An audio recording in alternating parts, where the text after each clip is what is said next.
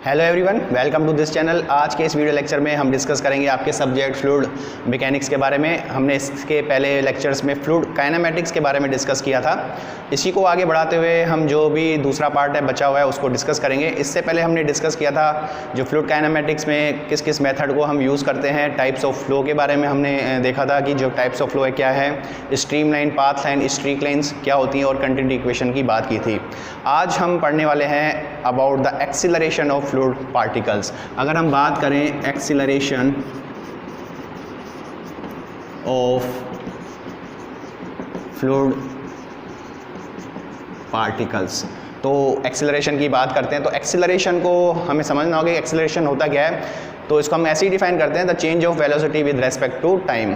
लेकिन यहाँ पे जो वेलोसिटी है वो हो सकता है x का फंक्शन, y का फंक्शन, z का फंक्शन और टाइम t का फंक्शन भी हो सकता है। तो यहाँ पे फ्लो में एक्सीलरेशन को हम कैसे डिफाइन करते हैं, तो हम एक वेक्टर फॉर्म की बात करें तो वेक्टर फॉर्म में हम a को डिफाइन करते हैं, it is axi plus ayj plus az k cap, और वेलोसिटी को वेक्टर में हम लिखते हैं ui plus v j plus डब्ल्यू के। तो सबसे पहले हम x डायरेक्शन, y डायरेक्शन और z डायरेक्शन में जो एक्सेलरेशन है उसको हम कैसे डिफाइन करेंगे उसके बारे में बात करेंगे। तो अगर हम बात करें टोटल एक्सेलरेशन की, तो टोटल एक्सेलरेशन को हम लिखते हैं dv upon dt, suppose velocity का टाइम के रेस्पेक्ट में। तो इसी प्रकार से अगर हमें ax को देखना होगा तो u, ये रिजल्टेंट वेलोसिटी की बात हो रही है। इसी प्रकार से हमें y का देखना होगा तो हम बात करेंगे v की, और अगर z का देखना होगा तो हम बात करेंगे w की। तो अगर हम बात करें केवल और केवल ax की, तो ax को हम डिफाइन करते हैं, it is du upon dt। और यहाँ पे जो u है वो फंक्शन हो सकता है आपका, अगर हम बात करें u, तो u हो सकता है फंक्शन आपका x, y, z और टाइम t का। तो एक एक करके ax, ay और az को हम कैसे कैलकुलेट करें उसके बारे में बात की है। तो सबसे पहले हम u की बात करें, तो इस u का आप डिफ्रेंशिएशन करेंगे टाइम के रेस्पेक्ट में, तो मुझे एक्सेलरेशन मिलेगा x डायरेक्शन में। लेकिन यहाँ पे जो u है it is the function of x, y, z और टाइम t। तो यहाँ पे पार्शियल डिफ्रेंशिएशन का हम यूज़ करेंगे। चेन रूल से हम देखते हैं कि अगर हम, क्योंकि u का हमें टाइम के रेस्पेक्ट में करना है, लेकिन u जो है वो किसका फंक्शन है, x, y, z और टाइम t का फंक्शन है। तो यहाँ अगर हम बात करें du अपॉन dt की, जो कि है आपका ax, तो हम कैसे डिफाइन कर सकते हैं। तो सबसे पहले u फंक्शन है x का, तो सबसे पहले हम करेंगे u का डिफरेंशिएशन इस x के रेस्पेक्ट में, और यहाँ लिखेंगे dx upon dt plus, chain rule से हम इसको सॉल्व करेंगे। इसी तरह हम डिफ्रेंशिएशन करेंगे किसका, u का y के रेस्पेक्ट में, और यहाँ लिखेंगे dy अपॉन dt प्लस, इसी प्रकार से हम u का डिफ्रेंशिएशन करेंगे किसके रेस्पेक्ट में, z के रेस्पेक्ट में, और यहाँ लिखेंगे dz अपॉन dt प्लस, और इसी प्रकार का u का डिफ्रेंशिएशन हम करेंगे t time del u upon del t और इंटू dt अपॉन dt, तो टाइम के रेस्पेक्ट में। तो यहाँ हम ये देखें कि जो ax है, यहाँ अगर हम देखें ax है उसको डिफाइन करने की ज़रूरत है, ax del u upon del x dx upon dt। यहाँ अगर हम बात करें dx upon dt, x direction का आप डिफ्रेंशिएशन कर रहे हो टाइम के रेस्पेक्ट में, तो ये आपको वेलोसिटी देगा इन x डायरेक्शन। मतलब ये जो dx अपॉन dt है ये किसको बताएगा, आपको u को। तो यहाँ पे हो गया ये u, ये हो गया del u upon del x plus, इसी प्रकार से ये dy अपॉन dt आपको बताएगा v की वैल्यू को, और ये हो जाएगा del u upon del y plus del u upon del z, dz upon dt आपको बताएगा w को, और del u upon del z plus, इससे ये कैंसिल हो जाएगा और ये आपको होगा del u upon del t। तो ये हमने डिफ्रेंशिएशन किया चेन रूल से, और x डायरेक्शन में कितना एक्सेलरेशन होगा इसको कैलकुलेट किया। तो ये आपका resultant acceleration in x direction का फॉर्मूला बना। इसी तरह से y डायरेक्शन और z डायरेक्शन में हम एक्सेलरेशन को निकालते हैं, और जब टोटल एक्सेलरेशन को लिखना होगा तो ax, ay, az निकालेंगे। और रिजल्टेंट अगर हम बात करें मैग्नीट्यूड की, तो वो हम निकाल सकते हैं, it is under root of ax square plus ay square plus az square. तो इस तरह से हम रिजल्टेंट एक्सेलरेशन को किसी भी पॉइंट पे कैलकुलेट कर सकते हैं। तो ये तो बात हुई ax डायरेक्शन में हम कैसे निकालें। इसके बाद हम देखते हैं कि y और z डायरेक्शन में हमें निकालना, तो उसके लिए हम क्या कर सकते हैं। जब तक आप इसको नोट कर सकते हो, तो हमने ax को कैलकुलेट किया था इस फॉर्मूले से, इसी प्रकार से हम ay और az को कैसे कैलकुलेट करें। यहाँ अगर हम बात करें ay की, तो ay को हम कैलकुलेट कर सकते हैं इसी फॉर्म में, सेम डिफरेंशिएशन होगा, क्योंकि y जब कैलकुलेट करेंगे तो v जो कंपोनेंट है वो x y z और टाइम का फंक्शन हो सकता है। तो यहाँ y निकालने के लिए हम क्या कर सकते हैं, हम इसी फॉर्मेट में चेंज कर सकते हैं। u की जगह आपको केवल वेलोसिटी इन y डायरेक्शन, तो ये हो जाएगा del v upon del x plus v del v upon del y plus w del v upon del z plus del v upon del t। तो ये तो y डायरेक्शन में हुआ। एक आप फॉर्मूला याद रखो, y और z डायरेक्शन में सिमिलरली हम उसकी वैल्यूज़ को लिख सकते हैं। इसी प्रकार से हम बात करें a z की, तो u del w upon del x plus v del w upon del y plus w del w upon del z plus del w upon del t, जहाँ पे w जो होगा वो कंपोनेंट होगा वेलोसिटी का इन z direction. तो ये तीनों फॉर्मूले हैं, ax ay और z, किसी भी पॉइंट पे बात की जाएगी, u v w किस किस का फंक्शन है वो आपको दिया जाएगा, इससे हम कैलकुलेट कर सकते हैं। ऑब्जेक्टिव पॉइंट ऑफ व्यू से जो एक्सेलरेशन के ऊपर है वो क्वेश्चंस क्या बनते हैं, क्योंकि यहाँ पे अगर हम बात करें एक्सेलरेशन की, तो ये जो आपकी 3 टर्म है शुरू की, ये एक्सीलरेशन है किसके रेस्पेक्ट में, स्पेस के रेस्पेक्ट में, क्योंकि वेलोसिटीज़ का डिफरेंशिएशन हो रहा है स्पेस के रेस्पेक्ट में, लेकिन ये जो चौथा है ये आपका डिफरेंशिएशन हो रहा है टाइम के रेस्पेक्ट में। तो ये जो एक्सीलरेशन होगा वो ड्यू टू टाइम होगा और ये जो एक्सीलरेशन होगा वो ड्यू टू स्पेस होगा। इसी के साथ 2 तरह के एक्सीलरेशन को और डिफाइन किया जाता है। पहला आपका होता है लोकल और टेम्पोरल एक्सीलरेशन और दूसरा आपका होता है कन्वेक्टिव एक्सीलरेशन। ध्यान रखना, कन्वेक्टिव एक्सीलरेशन और लोकल और टेम्पोरल एक्सेलरेशन। कन्वेक्टिव एक्सेलरेशन को हम कैसे डिफाइन कर सकते हैं, जहां पे भी वेलोसिटीज में चेंज स्पेस के साथ हो रहे हैं, या acceleration due to space is known as convective acceleration. तो यहाँ पे अगर हम बात करें तो ये जो एक्सेलरेशन होगा वो आपका होगा कन्वेक्टिव एक्सेलरेशन, और ये जो टाइम के रेस्पेक्ट में होगा इसको हम बोलते हैं लोकल और टेम्पोरल एक्सीलरेशन। तो यहाँ से हम डिफाइन कर सकते हैं कन्वेक्टिव एक्सीलरेशन जो स्पेस के साथ चेंज बताता है वेलोसिटीज़ को, जिसकी वजह से एक्सीलरेशन होता है, वो हो गया कन्वेक्टिव एक्सीलरेशन। और लोकल और टेम्पोरल एक्सीलरेशन किसकी वजह से होगा, चेंज इन टाइम की वजह से होगा। तो इसको हम कैसे डिफाइन कर सकते हैं, इसको हम डिफाइन कर सकते हैं एक्सीलरेशन ड्यू टू चेंज इन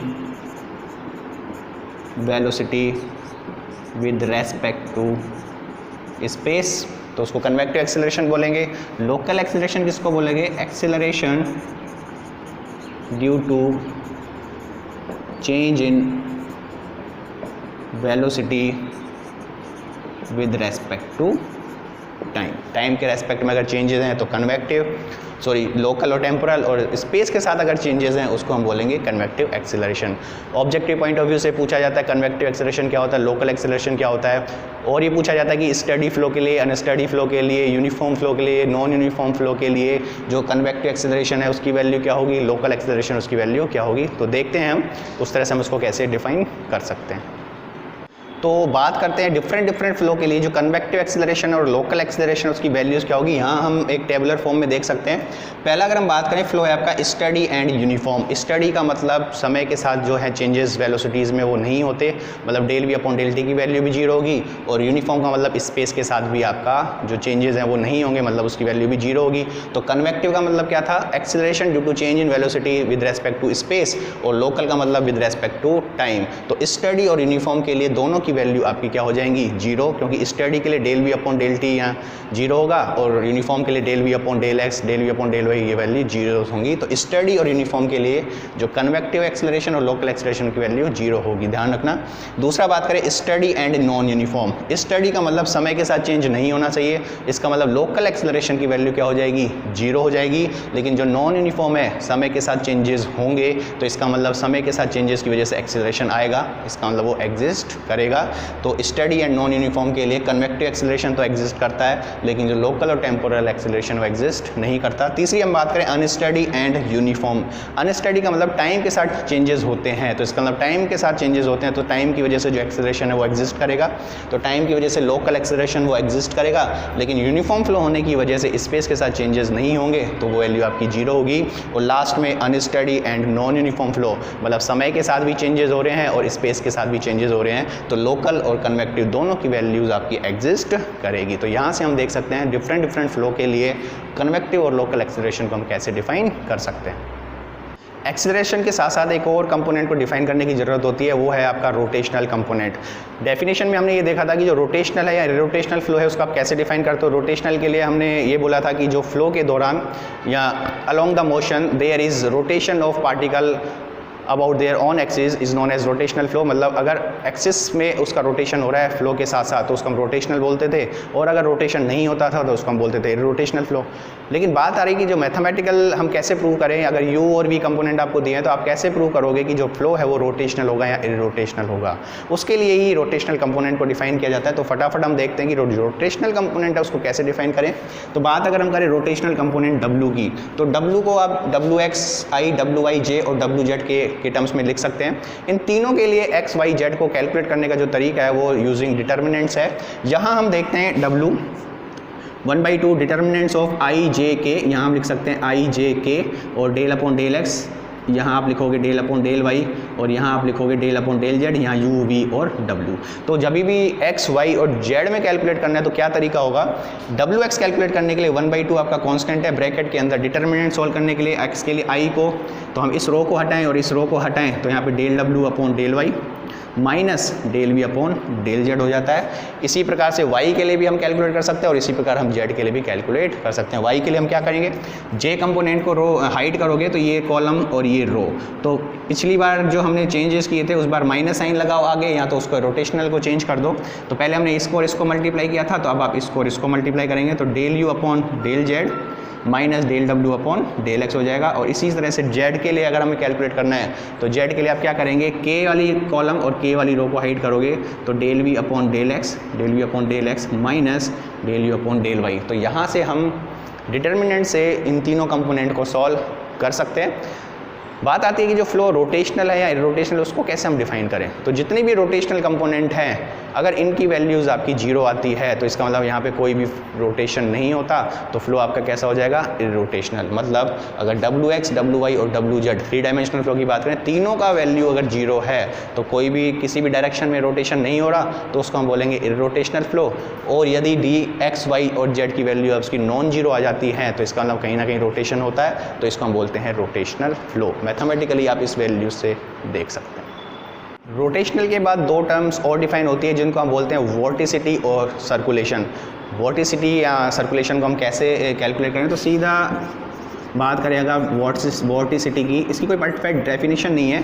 अभी हमने देखा जो रोटेशनल कंपोनेंट है उसमें 1/2 हमने फॉर्मूले में भी देखा था, तो थोड़ा सिंप्लीफाइड करने के लिए एक टर्म्स को नाम दिया गया जिसको हम बोलते हैं वोर्टिसिटी। वोर्टिसिटी का मतलब क्या है, it is twice the rotational component.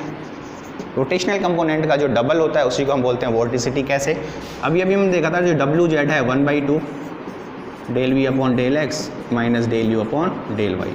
तो अगर वोर्टिसिटी की बात करें तो इसको 2 टाइम्स WZ लिया जाता है और ये 1/2 से 2 कैंसिल होकर ये हो जाती है del v upon del x minus del u upon del y. तो इस टर्म को ही बोला जाता है vorticity. X direction, y direction और जेड डायरेक्शन में वोर्टिसिटी कैलकुलेट करने के लिए हम वो रोटेशनल कंपोनेंट पता है उसको जस्ट आपको 2 से मल्टीप्लाई करना है तो आपको इस तरह से वैल्यू। ये टर्म्स आपको बहुत ज़्यादा बार दिखती है तो इसलिए इस टर्म को नाम दिया गया। दूसरी बात होती है सर्कुलेशन। सर्कुलेशन कि अगर हम फॉर्मूले की बात करें तो इतना इंपॉर्टेंट नहीं है अभी सर्कुलेशन की फॉर्म। तो अगर आप वोर्टिसिटी को जो भी आपका क्लोज्ड एरिया है उससे मल्टीप्लाई कर दें तो उसको हम बोलते हैं सर्कुलेशन। वोर्टिसिटी आपको पता है एरिया, जितना भी आपका क्लोज्ड पाथ पे पार्टिकल्स का मूवमेंट है या कितना कवर हो रहा है क्लोज्ड एरिया, उससे अगर हम मल्टीप्लाई कर देते हैं तो उसको हम बोलते हैं सर्कुलेशन। सर्कुलेशन को आप इस सिंबल से डिनोट करते हो। तो यहाँ तक इतना ही इंपॉर्टेंट है कि जो फॉर्मूला है ऑब्जेक्टिव में पूछा जाता है कि सर्कुलेशन क्या, तो आपको सीधा सा बताना है it is the multiplication of vorticity and area. इसके बाद काफ़ी इम्पोर्टेंट टॉपिक को हम डिस्कस करेंगे जो कि है आपका वेलोसिटी पोटेंशियल फंक्शन और स्ट्रीम फंक्शन। काफ़ी इम्पोर्टेंट है as a fluid kinematics point of view से, और कई बार ऑब्जेक्टिव में भी क्वेश्चंस पूछे जाते हैं, इनकी डेफिनेशंस पे पूछे जाते हैं, इनके जो सिग्निफिकेंस हैं उनके ऊपर भी क्वेश्चंस पूछे जाते हैं। तो चलिए सबसे पहले हम स्टार्ट करते हैं आपका जो वेलोसिटी पोटेंशियल फंक्शन को हम कैसे डिफाइन करें। तो बात करते हैं हम velocity potential function. Velocity potential function को हम डिनोट करते हैं फाई से। किससे डिनोट करेंगे? फाई से। और पहले हम डिफाइन करते हैं डेफिनेशन से, और उसी डेफिनेशन से इसको मैथमेटिकली हम कैसे डिफाइन करें। तो बात हम अगर करें इसकी डेफिनेशन की, तो इसको कैसे डिफाइन किया जाता है? तो इसकी डेफिनेशन ये कहती है, it is a function of space and time defined such that its negative derivative with respect to space gives the direction of velocity in that direction। मतलब ये एक समय मतलब टाइम और स्पेस में एक ऐसा फंक्शन है, अगर आप इस फंक्शन का डिफ्रेंशिएशन करें किसी भी डायरेक्शन में तो वो उस डायरेक्शन में उसकी वेलोसिटी को बताता है। तो अगर हम पहले डिफाइन करें इस फंक्शन को, it is function of space and time define such that its negative derivative with respect to space gives the velocity in that direction। Velocity in that direction, उसी को हम बोलते हैं वेलोसिटी पोटेंशियल फंक्शन। कैसे करें? Negative derivative का मतलब minus sign से, और डेरिवेटिव का मतलब डेल, इसका फंक्शन का, इस फंक्शन का हम नेगेटिव डेरिवेटिव करें किसी भी डायरेक्शन में। सपोज एक्स डायरेक्शन में हम इसका नेगेटिव डेरिवेटिव करते हैं, तो ये जो वैल्यू है वो क्यों वैल्यू आपको बताएगी वेलोसिटी, और वो वेलोसिटी किस डायरेक्शन में? एक्स डायरेक्शन में। तो यू जो है हम एक्स डायरेक्शन में वेलोसिटी को बताते हैं, तो ये जो वैल्यू बराबर हो जाएगी यू से। नेक्स्ट अगर हम बात करें, negative derivative of this function with respect to y gives the value of v, मतलब वाई डायरेक्शन में कितनी वेलोसिटी है। इसी प्रकार से minus del phi upon del z किसके बराबर हो जाएगा? डब्ल्यू के बराबर। तो डेफिनेशन से ही हम ये मैथमेटिकली फॉर्म लेके आए। इस फंक्शन का आप किसी भी डायरेक्शन में डिफ्रेंशिएशन करें तो वो उस डायरेक्शन में वेलोसिटी को बताता है। पहली बात ये ऑब्जेक्टिव पॉइंट ऑफ व्यू से डेफिनेशन है, और फॉर्मूला भी है इंपॉर्टेंट। दूसरी बात है कि जो ये वेलोसिटी पोटेंशियल फंक्शन है वो आपका 3 डायमेंशनल में डिफाइन होता है। आगे हम पढ़ेंगे स्ट्रीम फंक्शन के बारे में, वो केवल आपका 2 डायमेंशनल के लिए होता है, देखेंगे क्यों। लेकिन ये ध्यान रखना, इट यहाँ हम लिख सकते हैं, इट डिफाइन इन 3 डायमेंशनल, मतलब 2 3 किसी में भी हो सकता है, 3 डायमेंशनल में भी हो सकता है। दूसरा जो ये साइन नेगेटिव साइन का मतलब है कि there is always decrement in potential, मतलब फ्लो के दौरान हमेशा पोटेंशियल्स में कमी होती है, तो इसलिए ये साइन आपका नेगेटिव शो करता है। तो इम्पोर्टेंट क्या है? इम्पोर्टेंट है ये 3 डायमेंशनल में भी है, इम्पोर्टेंट है इसके फॉर्मूले, और इम्पोर्टेंट ये है कि ये जो फंक्शन है वो कहाँ कहाँ एग्जिस्ट कर सकता है, किस किस फ्लो के लिए एग्जिस्ट कर सकता है। इसके बाद हम देखेंगे कि ये जो फंक्शन है वो किस कंडीशंस में एग्जिस्ट कर सकता है।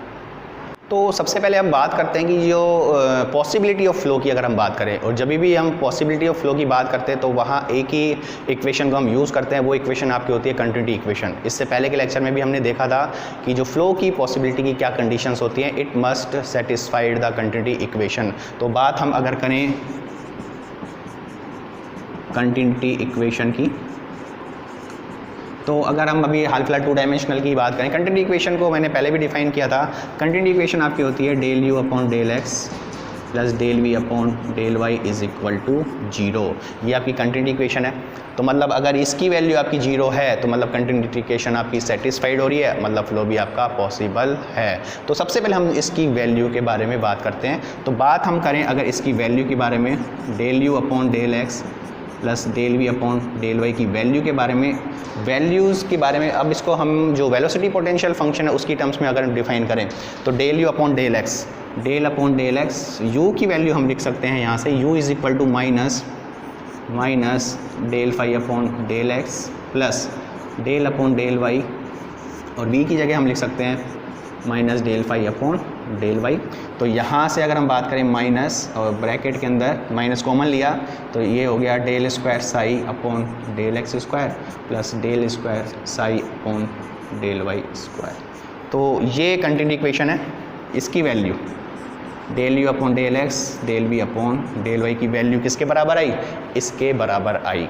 तो अगर ये वैल्यू आपकी जीरो है तो इसका मतलब ये वैल्यू जीरो है, कंटिन्यू इक्वेशन सेटिस्फाइड हो रही है, तो आपका फ्लो पॉसिबल है। और ये वैल्यू अगर जीरो नहीं है तो फ्लो आपका पॉसिबल नहीं है। अब ये देखना है कि ये जो वैल्यू है जीरो वो किस कंडीशन में जीरो होती है और किस कंडीशन में नॉन जीरो होती है। इसके नेक्स्ट हम बात करते हैं केसेस से। तो अगर हम बात करें यहाँ पे ही बात करें केस फर्स्ट की बात करें, केस फर्स्ट में हम इसको आप जब तक नोट कर सकते हो, इसके बाद हम डिफाइन करते हैं। तो यहाँ तक हमने देखा था ये इक्वेशन, हम ये बात कर रहे थे ये वैल्यू जीरो होगी तो फ्लो पॉसिबल होगा और ये वैल्यू जीरो नहीं होगी तो फ्लो पॉसिबल नहीं होगा। तो केसेस से हम देखते हैं। हम सपोज एक पहला केस लेते हैं, केस फर्स्ट। पहला केस है if phi satisfies the Laplace equation. Laplace equation है, अगर ये फाई लाप्लास इक्वेशन को सेटिस्फाइड करता है तो इसका मतलब क्या है, इसका मतलब ये होता है कि ये जो वैल्यू होती है, ये जो वैल्यू होती है ये इज़ इक्वल टू हो जाती है जीरो। अगर फाई लाप्लास इक्वेशन को सेटिस्फाइड करता है तो ये वैल्यू किसके बराबर हो जाती है, जीरो। सो अगर हम बात करें तो ये वैल्यू जो है del u upon del y, sorry del u upon del x plus del v upon del y, ये किसके बराबर हुआ, जीरो के बराबर हुआ। और जैसे ये जीरो के बराबर हुआ, कंटिन्यू इक्वेशन सेटिस्फाइड हुई, तो इसका मतलब फ्लो पॉसिबल हो जाता है। तो यहाँ से अगर हम बात करते हैं तो यहाँ लिख सकते हैं हम फ्लो इज़ पॉसिबल। तो इसका मतलब है कि जो पॉसिबिलिटी ऑफ फ्लो के लिए जो आपका फाई है ये हमेशा लाप्लास फंक्शन या लाप्लास इक्वेशन को सेटिस्फाइड करना जरूरी होगा, तभी फ्लो आपका पॉसिबल होगा। ऑब्जेक्टिव क्वेश्चंस में क्वेश्चंस पूछे जाते हैं कि जो पॉसिबिलिटी ऑफ फ्लो के लिए जो फाई की कंडीशन क्या होती है, तो it must satisfied the Laplace equation. दूसरे केस की अगर हम बात करें, दूसरा केस है if phi does not satisfies the Laplace equation। तो इसका मतलब क्या हुआ, del square phi upon del x square plus del square phi upon del y square is not equal to zero. और अगर ये जीरो के बराबर नहीं हुआ तो इसका मतलब क्या हुआ, del u upon del x plus del v upon del y is not equal to zero. तो इसका मतलब फ्लो पॉसिबल नहीं है। यहाँ हम लिख सकते हैं फ्लो इज़ नॉट पॉसिबल। तो यहाँ पे कंडीशन क्लियर है कि जो फाई है velocity potential function, it must satisfied the Laplace equation for possibility of flow. अगर वो लाप्लास इक्वेशन को सेटिस्फाइड नहीं करता तो इसका मतलब फ्लो आपका पॉसिबल नहीं है। ये तो बात हुई डेफिनेशन की। इस वैल्यू से भी आप निकाल सकते हो। कई बार क्वेश्चन आते हैं कि बताओ फ्लो पॉसिबल होगा, फाई की वैल्यू दे दी 4 ऑब्जेक्टिव क्वेश्चन में, और आपसे पूछेगा कि बताओ फ्लो पॉसिबल है या नहीं है, तो इसकी वैल्यू निकालो और इसकी वैल्यूज़ अगर जीरो आती हैं हर ऑप्शंस के लिए या जिस ऑप्शंस के लिए, तो जिस ऑप्शंस के लिए जीरो आएगी वही ऑप्शंस आपका सेटिस्फाइड करेगा, मतलब वो फाई आपका एग्जिस्ट करेगा, और बाकी ऑप्शंस आपके एग्जिस्ट नहीं करेंगे क्योंकि ये उसकी वैल्यू जीरो नहीं बताएगा। देखेंगे हम एग्जांपल्स, देखेंगे कुछ मैथमेटिकली देखेंगे, ऑब्जेक्टिव में किस प्रकार से क्वेश्चन आते हैं वो देखेंगे। हाल फिलहाल आपको ये ध्यान रखना है, for possibilities of flow this velocity potential function phi must satisfies the Laplace equation. इसके बाद हम डिस्कस करते हैं आपका जो रोटेशनल कंपोनेंट है उसके बारे में। अगर बात करें हम रोटेशनल कंपोनेंट की, हमने पहले भी डिफाइन किया था, तो u और v अगर दिए हैं तो अगर z डायरेक्शन में हम देखें तो रोटेशनल कंपोनेंट आपका था 1/2 del v upon del x minus del u upon del y, यही आपका था। तो यहाँ से अगर हम वैल्यूज़ को पुट करें तो del upon del x of v की जगह हम लिख सकते हैं minus del phi upon del y minus del upon del y, और u की जगह आप लिख सकते हो minus del phi upon del x. तो इसको हम वैल्यूज़ को देखें तो 1/2 ये आएगा minus del square phi del x del y minus minus plus del square phi upon del x del y. तो ये प्लस है, ये आपका माइनस है, तो ये कैंसिल होके वैल्यू आती है जीरो। तो मतलब क्या कंक्लूज़न निकला कि जो वेलोसिटी पोटेंशियल फंक्शन है उसमें हम अगर रोटेशनल कंपोनेंट को कैलकुलेट करें तो उसकी वैल्यू आती है 0। इसका मतलब फ्लो आपका कैसा हो जाएगा, इररोटेशनल फ्लो। पहले भी हमने डिस्कस किया था, रोटेशनल कंपोनेंट की वैल्यू 0 है, मतलब कोई भी रोटेशन नहीं हो रहा, तो फ्लो कैसा हो जाएगा, इररोटेशनल फ्लो। तो यहाँ से क्या कंक्लूजन निकला, काफ़ी इंपॉर्टेंट है, ये भी ऑब्जेक्टिव में पूछा जाता है कि जो वेलोसिटी पोटेंशियल फंक्शन है वो केवल और केवल कहाँ एग्जिस्ट करता है, इररोटेशनल फ्लो के लिए। तो यहाँ हम कंक्लूजन एक साथ दोनों कंक्लूजन लिखेंगे। पहला कंक्लूजन था कि जो लाप्लास इक्वेशन को सेटिस्फाइड करना चाहिए, और दूसरा किसके लिए, इररोटेशनल फ्लो के लिए ही डिफाइन होता है। तो बात अगर हम करें इंपॉर्टेंट कंक्लूजन्स की वेलोसिटी पोटेंशियल फंक्शन फाई के बारे में, तो पहला कंक्लूजन क्या है, velocity potential function phi must satisfied the Laplace equation for possibility of flow, मतलब लाप्लास इक्वेशन को आपको सेटिस्फाइड करना ही करना है। दूसरा जो है, जो हमने डिस्कस किया अभी जो वेलोसिटी पोटेंशियल फंक्शन के लिए जो रोटेशनल कंपोनेंट है वो 0 के बराबर आया, तो इसका मतलब जो वेलोसिटी पोटेंशियल फंक्शन है it will only exist for irrotational flow. Next हम एक और फंक्शन की अगर आप बात करें, दूसरा फंक्शन आपका डिफाइन होता है स्ट्रीम फंक्शन। तो दूसरा फंक्शन की अगर हम बात करें, दूसरा फंक्शन आपका डिफाइन होगा स्ट्रीम फंक्शन, और इसको हम डिनोट करते हैं साई से।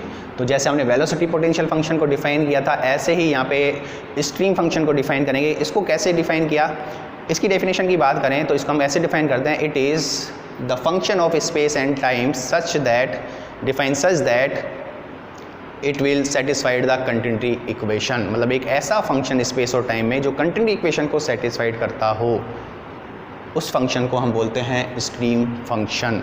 उसी से ही ये जो भी फंक्शंस है, चाहे वो वेलोसिटी पोटेंशियल फंक्शन हो, चाहे वो स्ट्रीम फंक्शन हो, उसको इस प्रकार से भी हम डिफाइन कर सकते हैं, it is another way to represents the velocities, मतलब ये एक दूसरा तरीका भी है वेलोसिटीज़ को डिफाइन करने का। तो जैसे ही हमने देखा जो वेलोसिटीज़ हैं, इसको हम कैसे डिफाइन कर सकते हैं, तो साई और वेलोसिटीज़ में कई रिलेशंस बनाए गए, इस प्रकार से रिलेशंस बनाए गए कि जो वो कंटिन्यूटी इक्वेशन को सेटिस्फाइड करे। तो वहाँ से जो वैल्यूज़ निकल के आई, जो डेल साई अपॉन जो डेल वाई है वो बराबर आया यू के, और जो del psi upon del x है वो बराबर आपका आया वी के। कई सारे कॉम्बिनेशंस देखे गए, आप माइनस यहाँ पे भी लगा सकते हो, माइनस आप यहाँ पे भी लगा सकते हो। क्यों, जैसे ही अगर हम बात करें del u upon del x plus del v upon del y, ये आपकी है कंटिन्यूटी इक्वेशन, कब है, इसकी वैल्यू 0 के बराबर होनी चाहिए। तो साई के ऐसे कॉम्बिनेशंस बनाए गए कि यहाँ और यहाँ वैल्यूज़ रखते हुए बराबर आ जाए 0 के। तो यहाँ से अगर हम बात करें डेल यू, तो यू की जगह del upon del x, u की जगह हम रख सकते हैं minus del psi upon del y plus del upon del y, इसकी जगह हम v की जगह हम रख सकते हैं del psi upon del x, और इनकी वैल्यू अगर हम निकालें तो minus del square psi del x del y plus del square psi del y और डेल एक्स, तो ये माइनस ये प्लस, तो ये वैल्यूज़ आपकी 0, तो 0 बराबर 0। मतलब इस तरह का कॉम्बिनेशंस रखने से ये कंटिन्यूटी इक्वेशन आपकी सेटिस्फाइड हो रही है, क्योंकि डेफिनेशन यही कहती है। माइनस साइन अगर मैं यहाँ पे भी लगा देता तो कोई फ़र्क नहीं होता, तो आप कोई सा भी फॉर्मूला यूज़ कर सकते हैं। तो जनरली ज़्यादा बुक्स में ये फॉर्मूला यूज़ होता है, तो आप एक फॉर्मूले पे ध्यान दो ताकि ये आपका जो मिस्टेक ना हो पाए। तो यहाँ से हम इस तरह इसको डिफ़ाइन करते हैं। कैसे डिफ़ाइन करें स्ट्रीम फंक्शन की definition, it is a function of space and time defined such that it will satisfies the continuity equation को सेटिस्फाइड करता है। दूसरी इंपॉर्टेंट बात है, जैसे हमने वेलोसिटी पोटेंशियल फंक्शन को केवल डिफाइन किया था 3 डायमेंशनल फ्लो में, लेकिन जो आपके स्ट्रीम फंक्शन है it will define only 2 dimensional flow, क्योंकि 2 डायमेंशनल फ्लो में ही आपकी डिफरेंट 3 डायमेंशनल होते ही आपकी ये कंटिन्यूटी इक्वेशन कभी भी सेटिस्फाइड नहीं होगी इस फंक्शंस के लिए। तो यहाँ हम लिख सकते हैं it will define only for 2 dimensional flow. तो 2 डायमेंशनल फ्लो में डिफाइन होगा। ऑब्जेक्टिव में कई बार पूछा जाता है वेलोसिटी पोटेंशियल फंक्शन 3 डायमेंशनल में और ये आपका 2 डायमेंशनल में। दूसरा हम देखेंगे, जैसे हमने वेलोसिटी पोटेंशियल फंक्शन में देखा था कि वो कंटिन्यूटी इक्वेशन में क्या रिलेशन है, तो यहाँ तो ये कंटिन्यूटी इक्वेशन को सेटिस्फाइड करना ही करना है, तभी एग्जिस्ट करेगा। दूसरी बात कि जो रोटेशनल कंपोनेंट है वो हम कैसे डिफाइन करें कि ये जो फ्लो है, जो कि जो वेलोसिटी पोटेंशियल फंक्शन था वो रोटेशनल के लिए था या इर्रोटेशनल के लिए था, वो हमने चेक किया था, तो हमने देखा था कि इर्रोटेशनल के लिए था। इसकी अगर हम बात करें, इस फंक्शन की अगर हम बात करें कि ये फंक्शन किस में डिफाइन होगा, उसको कैसे चेक करें, उसके बारे में हम देखें। तो बात हम करते हैं रोटेशनल कंपोनेंट के बारे में कि जो स्ट्रीम फंक्शन है उसके लिए कैसे डिफाइन करें रोटेशनल कंपोनेंट। तो WZ की अगर हम बात करें, इसको हमने डिफाइन किया था 1/2 del v upon del x minus del u upon del y. Values रखते ही आपको कंक्लूजन निकलेंगे 1/2 del v del upon del x, वी की जगह हम लिख सकते हैं del psi upon del x minus del upon del y, और यू की जगह हम लिख सकते हैं minus del psi upon del y, और WZ 1/2 del square psi upon del x square minus minus plus del square psi upon del y square. तो ये रोटेशनल कंपोनेंट की वैल्यू आई। अब ये वैल्यू अगर जीरो होगी, ये वैल्यू जीरो होगी तो WZ जीरो होगा, W जीरो होगा तो रोटेशनल कंपोनेंट जीरो होगा, तो इसका मतलब फ्लो आपका इर्रोटेशनल फ्लो हो जाएगा। ये वैल्यू अगर जीरो नहीं होगी तो ये भी जीरो नहीं होगा, और ये जीरो नहीं होती रोटेशनल कंपोनेंट की कोई ना कोई वैल्यू होगी, तो फ्लो आपका रोटेशनल हो जाएगा। तो इसकी वैल्यू ही आपको बताएगी कि जो फ्लो रोटेशनल होगा या इर्रोटेशनल। तो यहाँ पे जैसे हमने पहले केस डिस्कस किए थे, तो हम अगर केस फर्स्ट की बात करें, अगर ये जो साई है, if psi satisfies the Laplace equation, सो अगर ये साई लैपलास इक्वेशन को सेटिस्फाई करेगा तो del square psi upon del x square plus del square psi upon del y square, इसकी वैल्यू क्या हो जाएगी? जीरो। पहले भी हमने फाई के देखा था, अब हम साई के लिए देखेंगे। तो इसका मतलब जो WZ है उसकी वैल्यू क्या हो जाएगी? जीरो, और फ्लो आपका कैसा हो जाएगा? Flow is irrotational flow. और इसकी वैल्यू मतलब ये अगर लाप्लास इक्वेशन को सेटिस्फाइड नहीं करेगा तो ये वैल्यू नॉन जीरो होगी और फ्लो आपका कैसा हो जाएगा? रोटेशनल। तो हम लिख सकते हैं otherwise flow is rotational flow. तो यहाँ से भी काफ़ी इंपॉर्टेंट कंक्लूजन निकले। वेलोसिटी पोटेंशियल फंक्शन जो हमने डिस्कस किया था वो केवल और केवल रोटेशनल फ्लो के लिए डिफाइन था, लेकिन जो आपका स्ट्रीम फंक्शन है वो रोटेशनल फ्लो के लिए भी डिफाइन हो सकता है, वो इर्रोटेशनल फ्लो के लिए भी डिफाइन हो सकता है। कंडीशन बस यही होगी कि ये जो साई है वो लाप्लास इक्वेशन को सेटिस्फाइड करता है या नहीं। साई लाप्लास इक्वेशन को सेटिस्फाइड करेगा तो फ्लो इर्रोटेशनल होगा, और साई लाप्लास इक्वेशन को सेटिस्फाइड नहीं करेगा तो फ्लो आपका इर्रोटेशनल फ्लो हो जाएगा। तो ये काफ़ी इंपॉर्टेंट कंक्लूजन है। इसके बाद हम कुछ एग्जांपल्स देखते हैं कि जो मैथमेटिकली या जो कैलकुलेशन से हम इन दोनों फंक्शंस को कैसे और डिफाइन कर सकते हैं। क्वेश्चंस करने से पहले हम कुछ इंपॉर्टेंट पॉइंट्स की पहले अगर हम बात कर लें, तो उसके बाद हम क्वेश्चंस करेंगे। कुछ इंपॉर्टेंट पॉइंट्स की अगर हम बात करें regarding important point regarding velocity potential function phi and stream function psi. तो सबसे पहले अगर हम बात करें, सबसे पहला है the difference between two stream function gives the discharge. काफ़ी इंपॉर्टेंट है, डिस्चार्ज पर यूनिट विड्थ काफ़ी इंपॉर्टेंट है। मतलब किसी भी पॉइंट की बात होगी, दो पॉइंटों में आप स्ट्रीम फंक्शन को कैलकुलेट करोगे और वो जो डिफरेंस होगा वो आपको बताएगा डिस्चार्ज पर यूनिट विड्थ को। न्यूमेरिकल भी होते हैं। दूसरा इंपॉर्टेंट पॉइंट की बात करें, दूसरा important for a particular streamline, for a particular streamline stream function always constant. एक पर्टिकुलर स्ट्रीम लाइन के लिए जो स्ट्रीम फंक्शन है वो हमेशा कांस्टेंट रहेगा। तीसरा भी इंपॉर्टेंट है, तीसरा है इक्विपोटेंशियल लाइन और कांस्टेंट स्ट्रीम फंक्शंस लाइन जो होती हैं वो आपस में एक दूसरे के परपेंडिकुलर होती हैं, ऑर्थोगोनल होती हैं। तो बात करें अगर हम इक्विपोटेंशियल लाइन, डिफाइन होता है, डेरिवेशन होता है, अभी मतलब नहीं है। Equipotential line and constant stream function lines are always perpendicular to each other.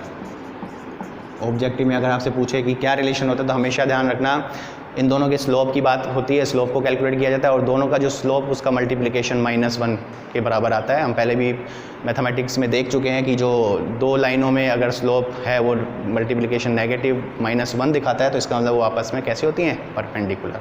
तो ये कुछ इंपॉर्टेंट हैं यहाँ ऑब्जेक्टिव पॉइंट ऑफ व्यू से। इसके बाद हम कुछ क्वेश्चंस को डिस्कस करते हैं। चलिए क्वेश्चन को डिस्कस करते हैं जिससे आपको जो स्ट्रीम फंक्शन है या जो वेलोसिटी पोटेंशियल फंक्शन है और क्लियरली समझ में आएंगे। क्वेश्चन है the stream function is given by psi is equal to 3xy then find the velocity at 2,3। Stream function आपको दिया हुआ है, स्ट्रीम फंक्शन आपको दिया हुआ है 3xy और कोई पॉइंट है 2,3, उस पर आपसे वेलोसिटी की बात की गई है।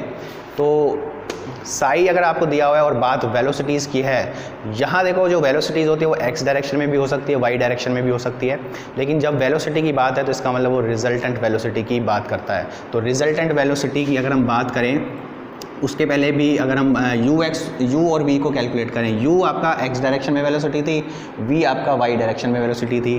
तो u की बात करें तो u को हम कैसे डिफाइन कर सकते थे, del psi upon del y किसके बराबर, u के बराबर था, और del psi upon del x है वो किसके बराबर था, v के बराबर था।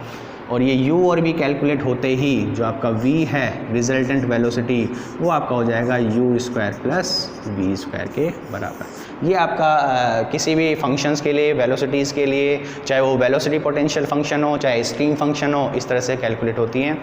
अगर वो x डायरेक्शन में वेलोसिटी पूछता तो केवल u निकालना होता, y डायरेक्शन में बात करता तो v निकालना होता। यहाँ उसने केवल वेलोसिटी की बात की है तो इसका मतलब रिजल्टेंट वेलोसिटी। तो सबसे पहले हम u निकालते हैं।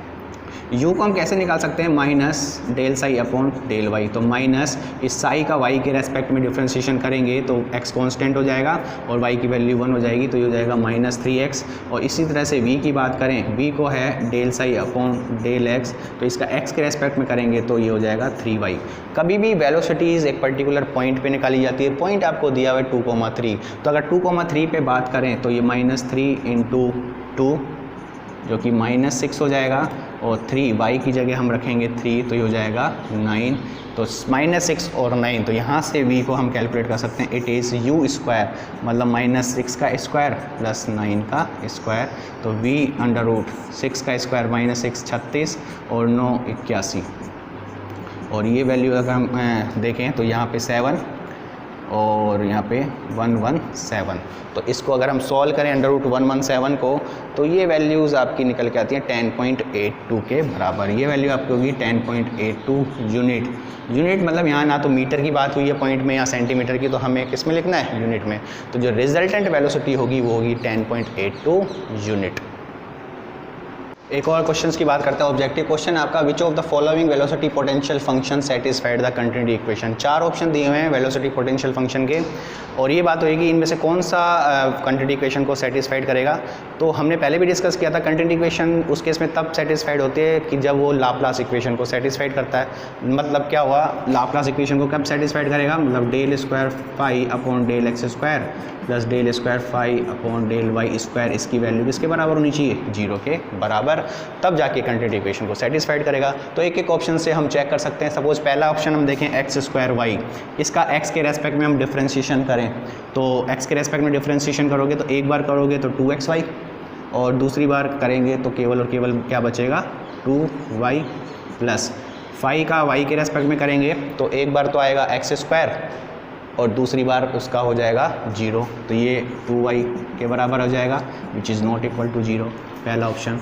दूसरा ऑप्शन चेक करें, x² माइनस y², तो सबसे पहले हम x के रेस्पेक्ट में इसका डिफ्रेंशिएशन करें 2 बार, तो x के रेस्पेक्ट में दो बार डिफ्रेंशिएशन करेंगे तो पहले 2x आएगा और उसके बाद y 0 हो जाएगा, 2x का करेंगे तो 2 आएगा।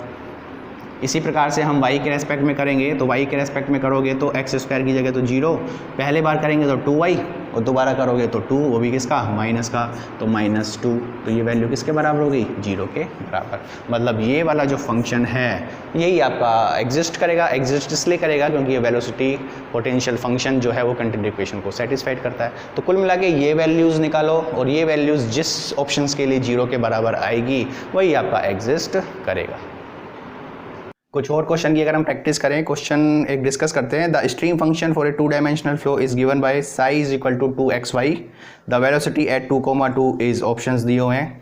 तो अगर हम बात करें, आपको क्वेश्चन में साई इज इक्वल टू दिया हुआ है 2xy और आपका जो पॉइंट है वो दिया हुआ है 2,2। तो इस पे बात की जा रही है कि जो इसके लिए आपका जो वेलोसिटी होगी इस पॉइंट पे वो क्या होगी। तो जनरली अगर हम बात करें वेलोसिटी की, तो वेलोसिटी के लिए सबसे पहले हमें u और v मतलब x डायरेक्शन और y डायरेक्शन में वेलोसिटी के कंपोनेंट चाहिए।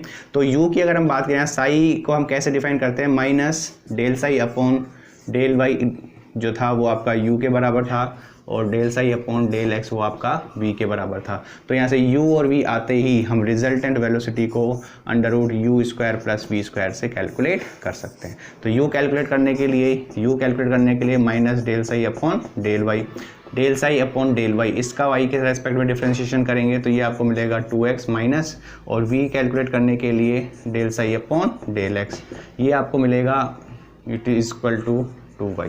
पॉइंट की बात करें 2,2 तो ये -2 इंटू 2 ये -4, और इसकी बात करें तो 2 इंटू 2 ये आपका 4।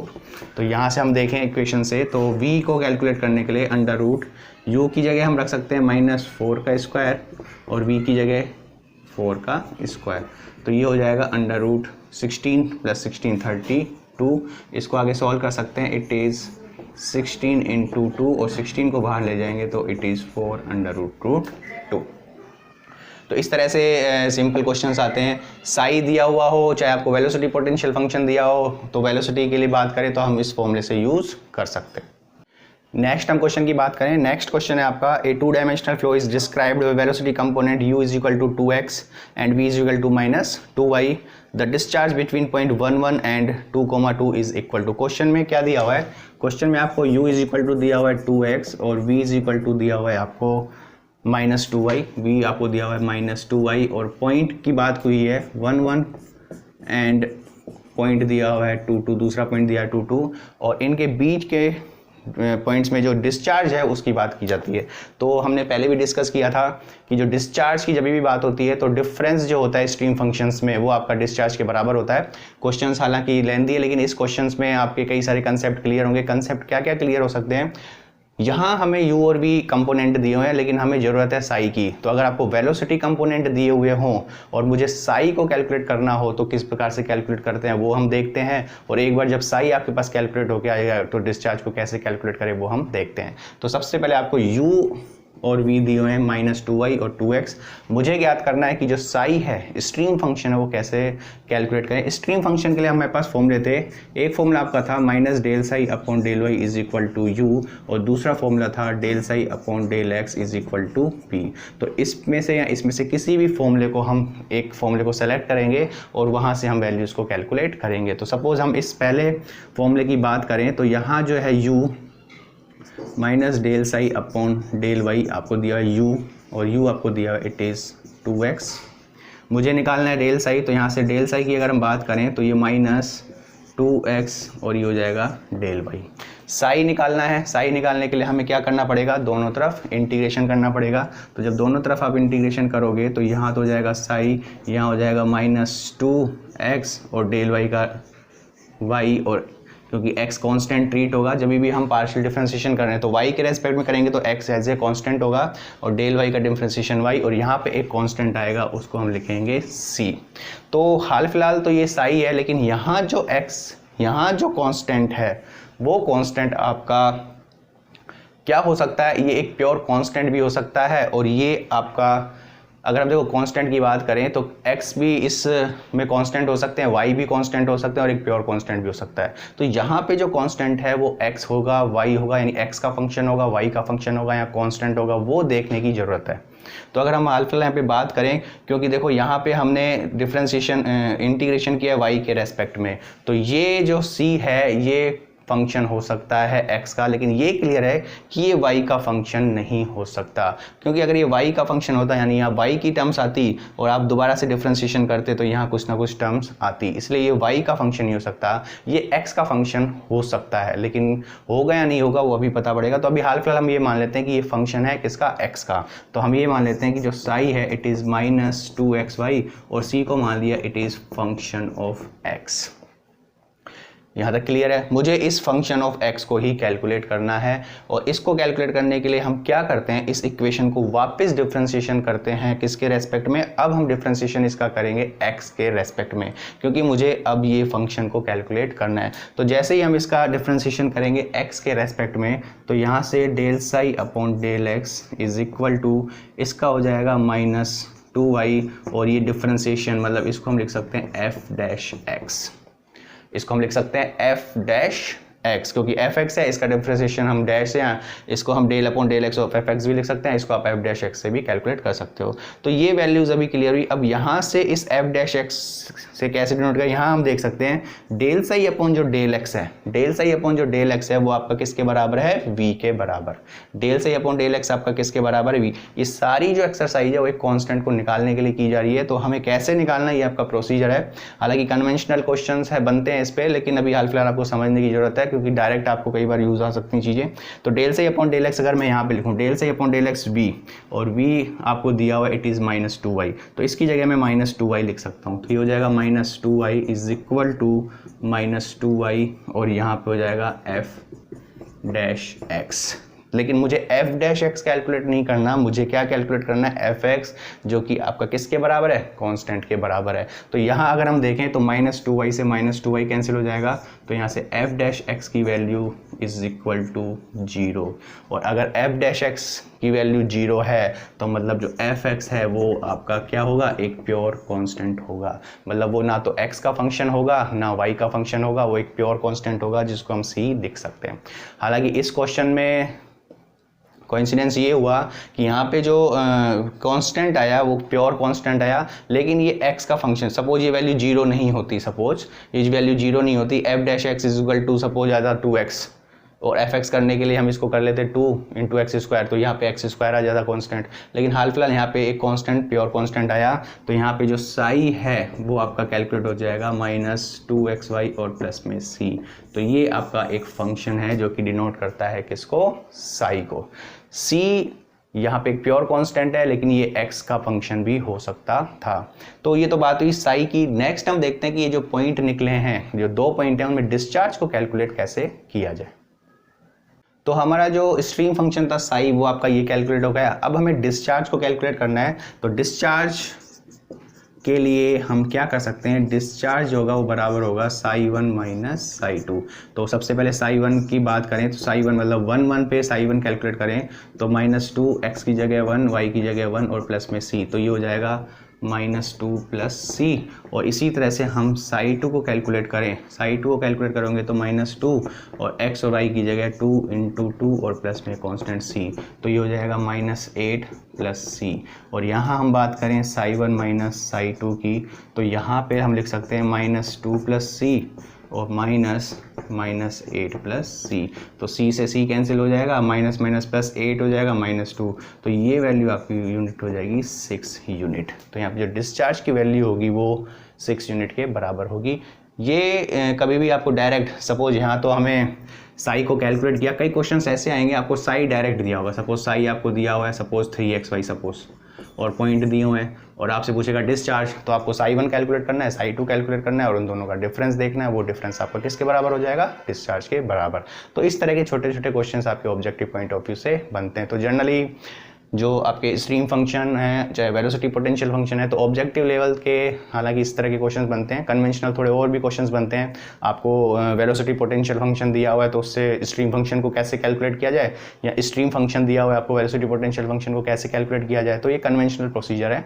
हाल फिलहाल ऑब्जेक्टिव पॉइंट ऑफ व्यू से तो आपके इस तरह के क्वेश्चन ही बनते हैं, और मोस्टली आपकी जो वेलोसिटी किसी भी पॉइंट पर कैलकुलेट करनी हो तो वो साई से भी हम कैलकुलेट कर सकते हैं, वो हम वेलोसिटी पोटेंशियल फंक्शन फाई से भी कैलकुलेट कर सकते हैं।